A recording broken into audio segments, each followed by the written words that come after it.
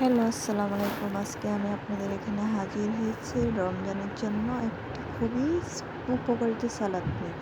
শসা নিয়েছি, ধনেপাতা, টমেটো, লেবু এবং বাঁধাকপি। এই যে আমি শসাগুলো ছিলে কেটে নেব।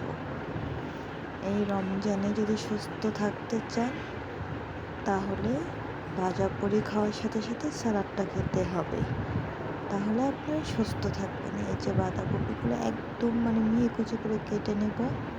এই যে টমেটোগুলো ঠিক এইভাবে কেটে নেব, এদেরকে দেখানো হচ্ছে যে কীভাবে কেটে নেব। ধনেপাতা, এই যে লেবু, এখন কাঁচামরিচও কেটে নেব, কারণ একটু কাঁচামরিচ যদি না দেন ভালো লাগবে না। আমি পেঁয়াজ দিই নাই, কারণ রমজান মাসে তো আর পেঁয়াজ খাওয়া যাবে না। এই যে আমি সিদ্ধ করা ছোলা নিয়েছি, তারপর কাঁচা ছোলা, সব কিছু দিয়ে তারপর আমি সালাডটা তৈরি করি। আর রমজান মাস তো, তাই চেষ্টা করবেন কাঁচা পেঁয়াজটা না দেওয়ার জন্য।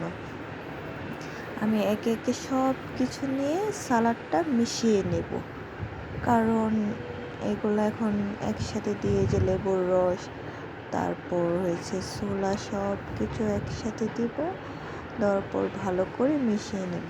অল্প একটু লবণ দেবেন, না হলে খেতে টেস্ট আসবে না।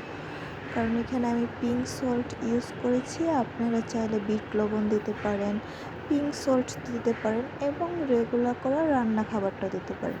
আমি কাঁচা ছোলাটা একসাথে মিক্সড করি নাই, কারণ কাঁচা ছোলা তো সবাই খেতে চায় না, তাই এটা আমি আলাদাভাবে সার্ভ করে দিয়ে দিয়েছি, যাতে টেস্টটা ভালো আসে, কারণ কাঁচা ছোলা সবাই পছন্দ